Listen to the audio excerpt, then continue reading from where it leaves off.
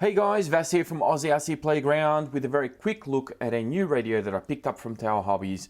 This is the Tactic TTX300. It's a 3-channel radio, and I decided to get this one purely because I want to connect it up to a particular RC, and I wanted to have a bit of a standalone radio, and I didn't want anything like too cheapish. So I wanted something that was a little bit higher up in the ranking, something from a reputable brand such as Tactic. And this guy came up and I decided to pick it up. It was a good price at Tower Hobbies. I had a good discount code for it as well. And yeah, so here it is. Now, I'm going to give you a very brief rundown on what this guy is all about.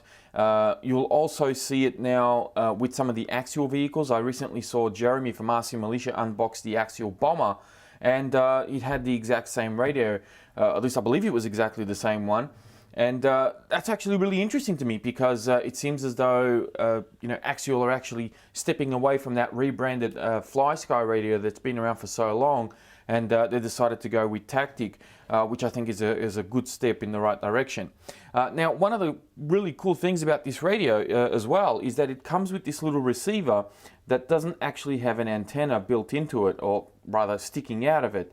So my Futaba 4PLS has receivers like this as well. And I do like these type of receivers because it makes for a very tidy installment without having another antenna kind of sticking out of the body or trying to hide it inside the body, which can sometimes be a little bit tricky depending on the type of RC that you're connecting it to. Now, some of the features with this radio is obviously, it feels very comfortable in the hand. They've definitely given this a little bit of thought. It's very ergonomically designed. The trigger feels quite nice as well. It does run on 4AA, so pretty straightforward there. The wheel feels really nice. The foam on it, I mean, the finish on this radio is actually really, really classy, very nice. And of course, you got your on and off switch over here. You got your reverse switches just there. And then on the front here, you've got your steering dual rate, throttle trim, and steering trim. Now, there's a couple of little buttons down here. These are actually for your 3rd channel, but the interesting thing about this is that as I was flicking through the manual, actually, there's actually some information here on how you can set this up.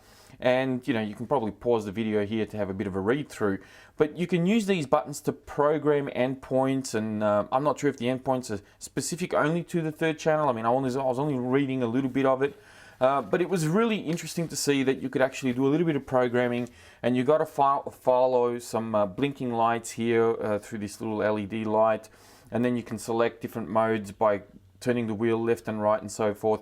So these buttons here may actually come in handy for some of you out there. If you read up on the manual, this is a very simple radio that once you've got it set up correctly, I think will do the job just fine. And one of the things that I really like about it as well is that there's no kind of collapsible antennas or protruding antennas sticking out anywhere. Everything's kind of hidden. Hopefully that doesn't present a problem with range. I seriously doubt that it will, but we'll soon see how it performs once I get it all connected up. Now, I have done a couple of unboxings of some other radios in the past, and I've had people ask me about, a review or some feedback on some of those radios. And what I've kind of decided to do is not really do a review on one particular radio. What I'm going to do is actually round up a few different ones, including my Futaba 4PLS, including my FlySky remotes, the Trackstar remote that I picked up from Hobby King as well. And I'm going to do a bit of a roundup and kind of do a bit of a comparison and give you guys a bit of feedback, especially to the newcomers who may be, contemplating switching out a ready-to-run radio for something a little bit more expensive, a little bit more pricey, and just letting you know, is it really worth it? So I think that's what I'm going to do with this. I'm going to kind of use it for a little while, and then, later on, I'll do a bit of a roundup and kind of give you guys a little bit of feedback from the experience that I've had with all these different types of radios that I've used on all these different RCs. So that's where I'm going to leave this one here, guys. Hopefully this video was a little bit helpful to you. If you did like it, please be sure to give it a thumbs up. If you didn't enjoy it that much, well, hey, give it a thumbs down. It's all good. And don't forget to comment. Don't forget to subscribe if you haven't already.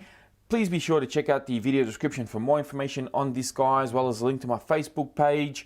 And that's it. I think I'm done here. Thank you all very much for watching, and I'll speak to you next time.